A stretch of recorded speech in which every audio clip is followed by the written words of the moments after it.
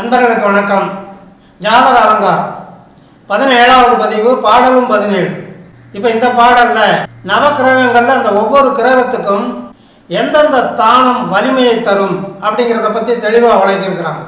முதல்ல நாம் அந்த பாடலை பார்த்துட்டு அதற்குண்டான விளக்கத்தை பிறகு பார்ப்போம். பொன்னும் புதனும் உதயத்தில் பொருந்தில் வழியரே ஆவா, மண்ணு சனியும் கரும்பாம்பும் வழியர் அத்த மனமாகி, மின்னும் கதிரும் குஜன் உச்சம் மேவில் வழியர் விளம்புங்கால், துண்ணும் மதிசு கிரநீர் கீழ் சூழ்ந்தார் வழியர் ஆவரே அப்படின்னு முடிக்கிறார் இந்த பாட்டை. இப்போ பொன்னும் புதனும் அப்படின்னு சொன்னால், பொண்ணு சொன்னால் குரு பகவானை குறிக்கும். குரு பகவானுக்கு பொன்னவன், பொன் அப்படிங்கிறது மற்றொரு பேர். அந்த பொன் என்று சொல்லக்கூடிய குரு பகவானும் புதனும் உதயத்தில், அதாவது லக்னத்தில் இருந்தால் மிகுந்த பலம் பெறுவார்கள் அப்படிங்கிறார். பொருந்தில் வழியரே ஆவார் அப்படிங்கிறது அந்த முதலடி. அடுத்த 2வது அடியில் மண்ணு சனியும் கரும்பாம்பும்.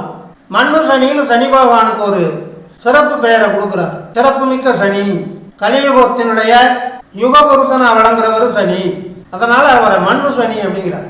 மண்ணு சனியும் கரும்பாம்பும், கரும்பாம்புங்கிறது ராகு பகவானை குறிக்கும். வலியர் அத்த மனமாகி, அத்த மனம் அப்படின்னா அத்த மனம். ஒரு ஜாதகத்தில் லக்னத்தை உதயம்பாங்க, 7ஆம் இடத்தை அத்தமஸ்தானம் அப்படிம்பாங்க. அத்தமஸ்தானம், அத்தமம்னா இறுதியானது. அப்போ சனி பகவானுக்கும் ராகு பகவானுக்கும் அந்த 7ஆம் இடம் வலிமை தரக்கூடியது அப்படிங்கிறத இங்கே சொல்கிறாங்க. மின்னும் கதிரும் குஜன் உச்சம். மின்னும் கதிர்னு சொன்னால் நவக்கிரகங்கள்லேயே அந்த சுய ஒளி பெற்ற கிரகம் அப்படின்னு சொன்னோம்னா அது சூரிய பகவானை தான் குறிக்கும். அதனால தான் சூரிய பகவானை குறிப்பிடும் போது மின்னும் கதிர் அப்படிங்கிறார். கதிர்னு சொன்னால் சூரிய பகவான். அடுத்தது குஜன், குஷன்னு சொன்னால் செவ்வாயை குறிக்கும்.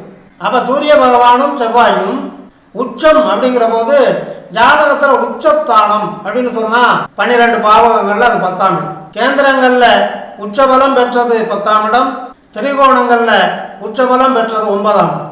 இங்கே செவ்வாயையும் சூரியனையும் குறிக்கிறதுனால இவங்க அந்த 10ஆம் இடத்துல இருந்தால்தான் அந்த கிரகங்களுக்கு வலிமை அப்படிங்கிறத இந்த 3வது அடியில் ஜாதக அலங்காரம் வலியுறுத்தி கூறுகிறது. துண்ணும் மதி, போற்றுதலுக்குரிய பாராட்டுதலுக்குரிய சந்திரன் அப்படின்னு அர்த்தம். மதினா சந்திரனை குறிக்கும். அடுத்து சுக்கிரன். இந்த இரண்டுமே நீர்கீழ் அப்படின்னா 4ஆம் இடம். காலபுருஷ தத்துவத்தில் மேசம் அக்னி ராசியாகவும், ரிஷபம் பூமி தத்துவமுடைய ராசியாகவும், மிதுனம் 3வது ராசியாக இருக்கக்கூடியது அது காற்று தத்துவ ராசியாகவும், 4வது ராசியாக இருக்கக்கூடிய கடகம் நீர் தத்துவ ராசியாகவும் வருகிறது. இதே சைக்கிளில் தான் அடுத்த சிம்மம் அக்னி தத்துவம், கன்னி பூமி தத்துவம், துலாம் காற்று தத்துவம், விருச்சகம் நீர் தத்துவம். அதே சைக்கிளில் தான் தனுசு நெருப்பு தத்துவம், மகரம் பூமி தத்துவம், கும்பம் காற்று தத்துவம், மீனம் நீர் தத்துவம்.